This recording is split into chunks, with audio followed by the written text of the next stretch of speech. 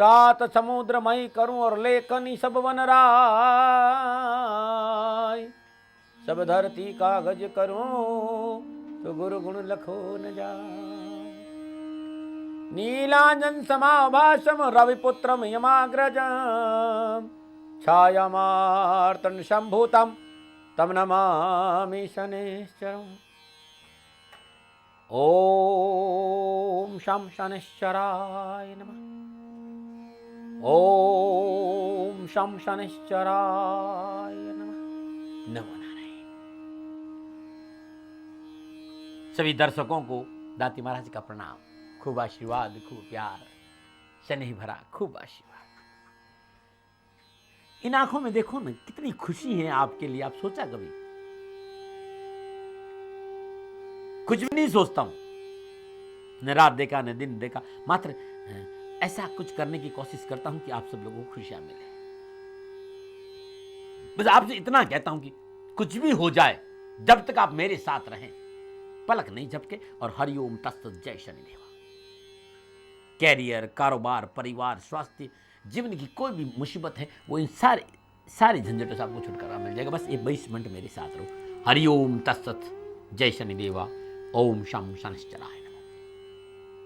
इस मंत्र का जाप करो। और फिर मैं जब आपके साथ हूं तो आपको भयभीत होने की जरूरत नहीं। आपके हर दर्द, हर परेशानी, हर मुश्किल को आसान करने की कोशिश करता हूं। और जब तक हूं, ये समझ लो कि मेरा आशीर्वाद आपके साथ है। बस मेरे से जुड़े रहो।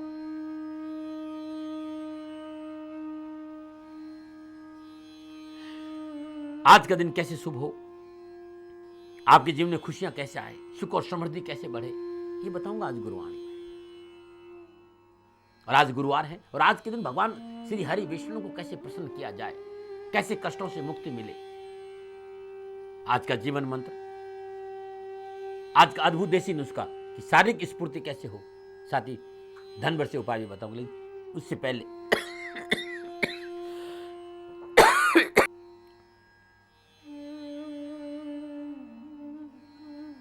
लेकिन उससे पहले बात करते हैं गुरुवार की पंचांग की। ज्येष्ठ मास कृष्ण पक्ष की प्रतिपदा विक्रम संवत 2071, ज्येष्ठ मास की 2 प्रविष्टि, शक संवत 1936 वैशाख 25 तदनुसार गुरुवार 15 मई सन 2014। और गुरुवार का प्रातकालीन नक्षत्र विशाखा नक्षत्र, थोड़ी देर में अनुराधा लग जाएगा और चंद्रमा वृश्चिक राशि में। और गुरुवार का राहु काल दोपहर 1:30 बजे लेकर 3 बजे तक है। और राहु काल का शुभ कार्य करना, सौदा करना, पूंजी निवेश करना अनुकूल और उचित माना नहीं गया। सलाह मेरी और मर्जी आपकी। लेकिन यदि आपको परेशानी आ रही हो, आपका जीवन खुशियों से नहीं भरा हो, शिक्षा में सफलता नहीं मिली, तो ये राहु काल आपके लिए रामबाण है। इस राहु काल के दौरान घी का दीपक जलाई। ओम ग्राम ग्रीम ग्राम गुरुवे नमः। ओम ग्राम ग्रीम ग्राम श गुरुवे नमः। बृहस्पति के बीज मंत्र का जाप करते हुए निधन गरीब विधवा महिलाओं को पका पपीता दे दीजिए। एक पका हुआ पपीता अपने हाथ से छीलकर गाय को खिला दीजिए। अद्भुत टोटका जो कभी खाली नहीं है। नमूना बात करते गुरुवार की यात्रा की। आज आपको उत्तर दिशा की यात्रा कारोबार की दृष्टिकोण से बड़ी शुभ मानी गई है। लेकिन मैं ये कह रहा हूं कि आप चारों दिशा में किसी दिशा में यात्रा करिए, गुरुवार के दिन जीरा चबाते हुए यात्रा पे निकल जाए, बड़ा शुभ माना गया है। नमूना। और बात करते आज जिनका जन्मदिन है या जिनकी शादी है, आज जिनका जन्मदिन है, जिनकी शादी की सालगिरह, दाती महाराज की ओर से हार्दिक शुभकामनाएं। आपका जीवन खुशियों से भरा रहे, आपके जीवन में परमानंद की बहार रहे। देवादिदेव शनिदेव हमेशा आप पे मेहरबान रहे। प्रभु से मेरी प्रार्थना और मेरा आशीर्वाद आपके साथ है। 15 मई आपका जन्मदिन है या शादी की सालगिरह और जीवन में कहीं परेशानी है, ये उपाय रामबाण रहेगा। हर रोज नित्य कर्म से स्नान उपरांत भगवान सूर्य को जल देने के बाद गीले कपड़ों में ओम नमः शिवाय इस मंत्र का जाप करते भगवान शिव के शिवलिंग पर 108 मोगरे के पुष्प या बेलपत्र अर्पण कर दीजिएगा और ये जीवन का हिस्सा बना दीजिए। अब आपको कभी परेशानी नहीं आएगी। नमो नारायण।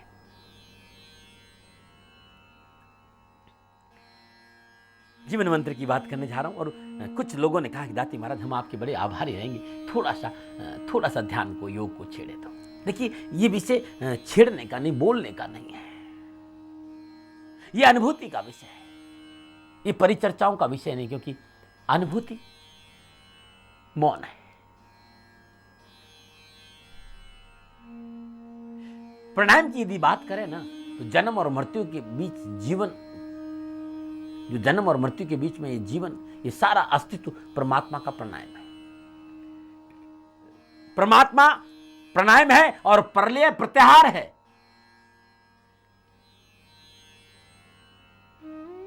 एक श्वास भीतर आई, षष्ठी। एक श्वास बाहर गई,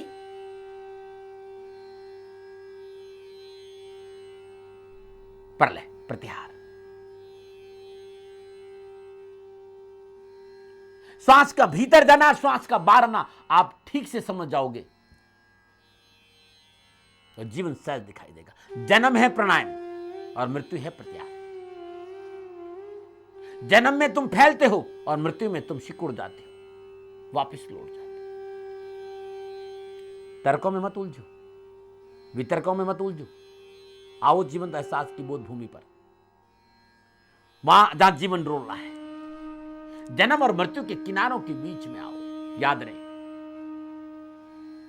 ना जन्म जीवन है ना मृत्यु जीवन है। जन्म और मृत्यु के बीच में जो प्रवाहित हो रहा है, जो अज्ञात नृत्य कर रहा है, वही जीवन है। जो छंद में लयबद्ध स्पंदित हो रहा है, जो उस आनंद अनादि स्वर लहरी में लीन है, वही है जीवन है। हमारी मन की आकांक्षाएं तरक्युत होने की है। इसलिए जिन लोगों ने उसी तर्क से जानना चाहा, वे भटके। प्राणायाम यानी षष्ठी और प्रत्याहार यानी प्रलय। दोनों को बाहर की दृष्टि से देखने पर विरोधाभास परिलक्षित होने लगेगा और इस प्रकार हमारा जीवन विरोधों को आत्मसात कर लेता है। लेकिन तर्क बड़ा छोटा होता है, ये छोटी बुद्धि का उपाय है। वो एक को अपने में समेट पाता है और विपरीत को बाहर छूट जाता है। लेकिन जो पूर्णता से जानते हैं वे वास्तव में जानते हैं, क्योंकि पूर्णता से विरोध सहित एक साथ जाना है। पूर्णता से विरोध सहित एक साथ जाना। जब तक आप पूर्ण नहीं समझ पाओगे, कुछ नहीं समझ पाओगे। प्राणायाम और प्रत्याहार, ध्यान, धारणा, समाधि, यम, नियम, प्राणायाम, प्रत्याहार, ये 8 अंग है। इन पे चर्चा करना शुरू कर दूं तो सालों बीत जाएंगे और समझाना शुरू करूंगा तो पल लगेगा। लेकिन समझाने के लिए वर्कशॉप चाहिए, व्यवहारिक बोध चाहिए। गुरु महाराज जी ने वो ज्ञान दिया है कि इस प्राणायाम और प्रत्याहार को कैसे समझे। और जानेंगे आज का विशेष सुझाव, शारीरिक शक्ति और स्फूर्ति को कमी को दूर करने का अद्भुत देसी नुस्खा और धनवर्षीय उपाय। भगवान विष्णु हरि जीवन दाता है, सृष्टि की रचयिता है। रात के दिन प्रातःकाल नित्य कर्म स्नान उपरांत भगवान श्री हरि का ध्यान करते तुलसी के पौधा जो जमीन से कम से 2.5 फीट ऊपर होते, गाय का देसी घी जलाइए। ओम धरणी नाथाय नमः, इस मंत्र की 3 माला जाप करें और इसी मंत्र का जाप करते सबसे पहले तुलसी की 108 परिक्रमा करें। घर में सुख शांति होगी, किसी प्रकार का संकट नहीं आएगा। पूजा के उपरांत निर्धन स्वागन स्त्री को गाय के घी का दान दे दीजिए। हर दर्द, हर परेशानी, हर कष्ट से छुटकारा मिलेगा। शुद्ध आसन पर बैठकर ओम धरणी नाथाय नमः इस मंत्र का ज्यादा से ज्यादा जाप करने से जीवन खुशियों से भरा रहता है। भगवान हरि भक्तों के सहायक है। श्री हरि भक्तों के हर प्रकार से रक्षा करते हैं। वे न केवल भक्त की जानी अनजानी गलतियों को क्षमा करते, बल्कि उस पर आने वाले संकटों का भी निवारण करते हैं। कहते हैं अम्बरीश बहुत बड़े भक्त थे। राजा अम्बरीश विष्णु भक्त राजा थे। उन्होंने अपना सर्वस्व भगवान विष्णु को समर्पित कर दिया। उनकी सेवक की हैसियत से राज्य कार्य का संचालन करते थे। वो मात्र सेवक की भांति, एक दास की भांति अपने प्रभु की आज्ञा में रहते हुए राज्य का काम देखते। एक दिन उन्होंने व्रत लिया कि मैं द्वादशी प्रदान व्रत रखूंगा। व्रत के बाद ब्राह्मणों को भोजन कराने के बाद स्वयं अंजल ग्रहण करूंगा। और कहते हैं कि व्रत के अंतिम द्वादशी के समाप्त पर ब्राह्मण भोजन के बाद प्राण करने के लिए खुद बैठे थे। उसी समय अचानक महर्षि दुर्वासा पहुंचे और भोजन के लिए आग्रह करने पर वे स्नान के बाद भोजन की बात कहकर नहाने चले गए और नहाने के बाद ध्यान में खो गए। और इस बीच अम्बरीश ने पारण का समय होता है वो समाप्त होने के भय से तुलसी और गंगा जल से प्राण कर दिया। और इस बीच दुर्वासा आए। अम्बरीश के प्राण करने के जाने से कुद्र होकर, गुस्सा होकर उसके विनाश के लिए कृत्या को उत्पन्न कर दिया, क्योंकि दुर्वासा ऋषि बड़े क्रोधित थे। लेकिन उनकी अपनी लीला थी कि मेरे आने से पहले आपने व्रत को समाप्त कैसे कर दिया। भक्त को संकट में देख भगवान विष्णु हरि अपनी भक्त की रक्षा के लिए वहीं तुरंत सुदर्शन चक्र लेकर खड़े हो गए और कहते हैं कि सुदर्शन चक्र ने कृत्या को मानव दुर्वासा का पीछे पड़ गया। अपनी जान बचाने के लिए दुर्वासा तीनों लोकों में घूमे, किंतु शरण नहीं मिली। अंत में विष्णु ने दुर्वासा को अम्बरीश की शरण में जाने के लिए कहा।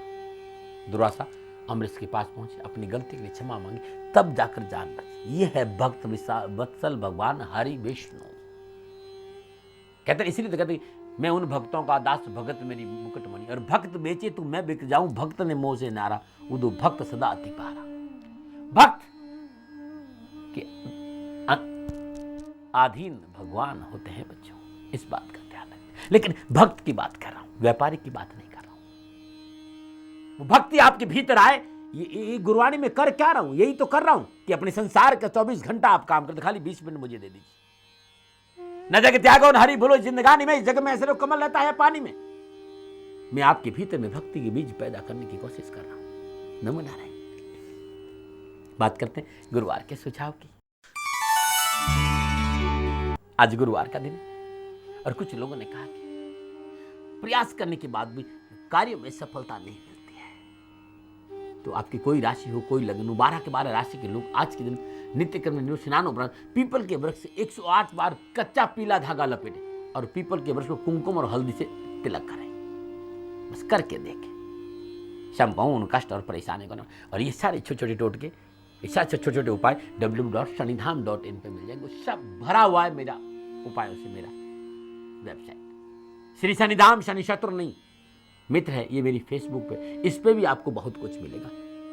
आप चैनल की वेबसाइट पे चले जाइए, यूट्यूब पे चले जाइए, गुरबाणी खोल दीजिए, सब कुछ मिल जाएगा।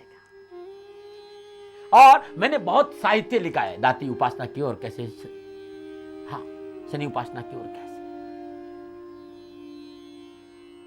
भावों में शनि, शनि की साढ़े साथी, समग्र दर्शन, वर्त विधि, बहुत कुछ लिखा है मैंने।